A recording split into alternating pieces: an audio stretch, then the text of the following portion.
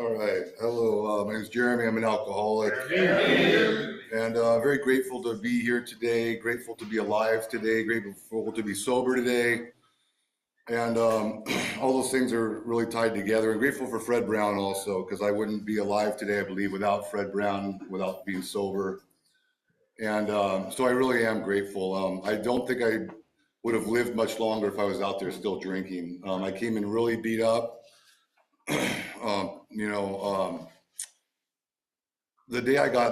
I decided to get sober, it wasn't my idea to get sober that day at all. When I kind of came to with a moment of clarity, it was like 2 a.m.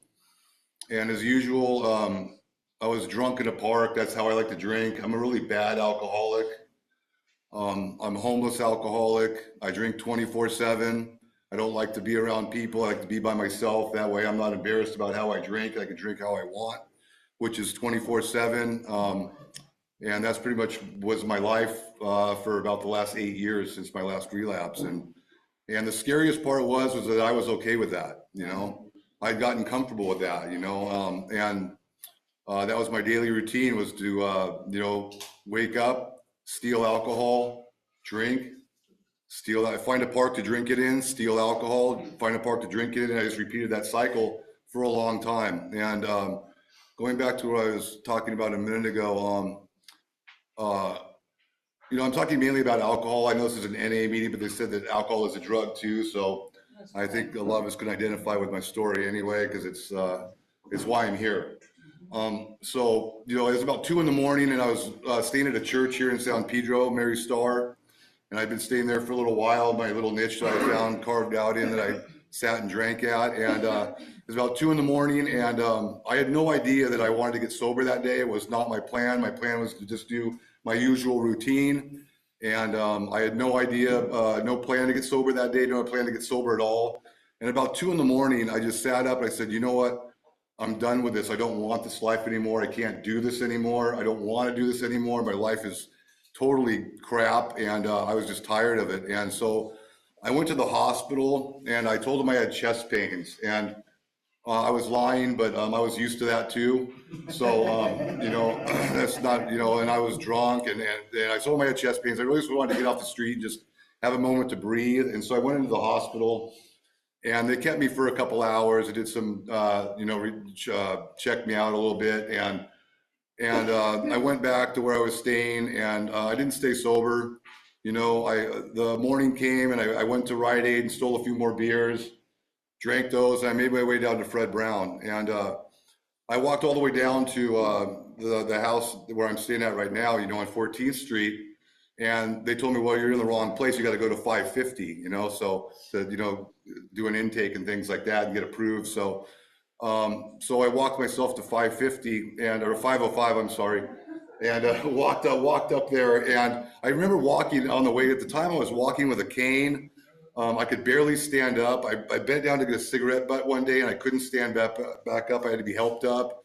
I was just in terrible shape. I mean, all the clothes I'm wearing right now have been donated to me. I'm very grateful for that.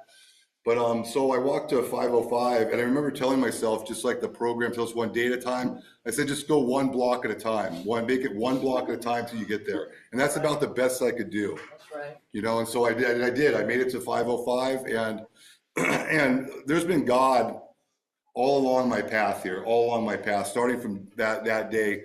Like I said, when I came to at like 2 a.m. and said, I'm done with this, that was God. That's not me. I don't do that, But I think God just put it in my heart that day, my soul, my heart, that I was done with this life and I wanted a new life. I wanted a life rather than that park that I sat in and getting drunk every day. And I didn't want to die. I did not want to die. And I was scared of that. It scared me enough to get sober. I was scared sober pretty much. And I have 2 daughters out there, which I didn't think of much at the time. I didn't think of much of anyone else at the time but myself. So I made it to 505 and there was a bed open, and I know it's hard to get into Fred Brown sometimes, it's a great facility and there's a waiting list, but there happened to be a bed open. And so I got in right away. And that's another instance of God being in my life, because if I would have went back out there and there was no bed available, I might not be standing here, Yeah. And that's been shown to me. And the scary part is too, I was in a lot worse shape than I thought, and I was down and out. And like I said, when I went back to the hospital, I took a 4-day detox, and they did a bunch of tests on me, and they said that my liver was about 10 points away from like liver like failure level, and they said I had to make it one time around the floor of the hospital before they released me. And I remember telling myself, just fake it and make it, that same type of saying, So I just braced because I wanted to get out of there. I couldn't have a cigarette or anything. So, and I wanted to just kind of get going with this sobriety thing. And like I said, it's been 8 years since I was sober, and I was drunk every single day up to that point, every day, didn't miss a day. So I got back to Fred Brown, and I didn't know what to expect, and I didn't know I wanted to stay sober. I didn't know if I was going to be alive really. And the one thing that kept me here is when I got into the quarantine house, there were 3 guys there, and they saved my life too, because I hadn't laughed or smiled in a hell of a long time. I forgot what that was even like, because I lived such a dismal life. And I walked into this house that I was put in with these 3 gentlemen there, and I started laughing and smiling. They made me feel right at home, And I remember telling myself, man, I don't know if I'm going to stay here. I might very well walk out this door. I might drop dead. It's funny. I asked Nancy the other day, I said, what did you think of me when I first came? She said, I thought you were going to fall down, And I said, I'd agree, Yeah, I couldn't make it up the stairs. I was holding on to everything. But I held on to my sobriety. I held on to Fred Brown. I held on to the people that welcomed me into that house.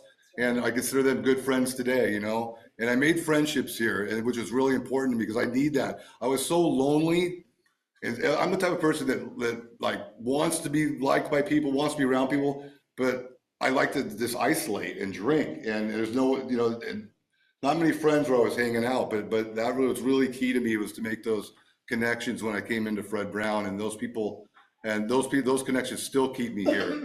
And it took me a while to really want this for myself, and I'll just say this, like, if I made a list of people that, in my life that I've known, I'd be at the bottom of that list. And people that have group with me know that I didn't think anything of myself at all. It took me a long time to come around with that. So if you're like me and you don't think much of yourself, you bash yourself, you think you're unlovable, a piece of junk, that was me exactly. And so what I clung to was, I didn't love myself, but I did have people in my life that I did love, and so I clung to that for a long time. My dad, who's a big supporter of mine, thank God for him. He never left he's always supported me. He goes to Al-Anon, so he supported me in a proper way, but he'd come to visit me in jail, and, always took my phone calls, and he was always by my side when nobody else was. And he'd come pick me up at the park, and he told me, he said, we were both crying one day, and he said, son, I've come to terms that you're going to die out here. And that's just, I had to come to accept that, and that made me cry, and so anyway, I hung on to the love of my dad, the love of my daughters, until I finally came around to love myself. And it's just recently I got to say that to myself in the mirror, but today's different. I have a lot of hope today. I've loved working the program at Fred Brown. I got a lot out of doing the letters and really taking a look at myself, because I never looked at myself. When I did, I didn't like what I saw, for sure, and no one else did either. But now I feel good about myself, and this week when we go around our feelings round, for the first time I feel comfortable. I feel comfortable. I feel good about myself. I feel serene and peaceful, and those are feelings I haven't had in a long time.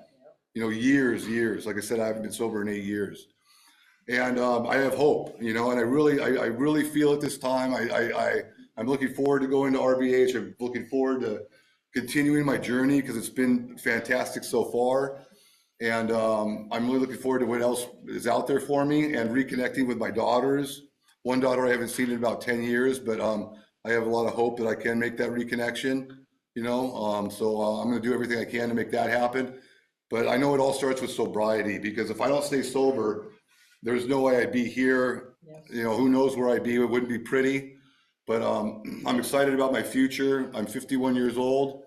Getting sober again. This is not my first rehab. This is not my first time trying to get sober, but God willing, and with the friends that I've made supporting me, and the support of Fred Brown, and my self-confidence, which I now have, I think it's going to be my last, because I got a taste of an insight about what life is really like you know, and I hid from that for a long time, and I'm tired of hiding, you know. So I'm looking forward to getting a job again, being a father again, being a friend again, and loving myself again, you know. So anyway, thank you very much for letting me come up here and speak tonight. Thank you.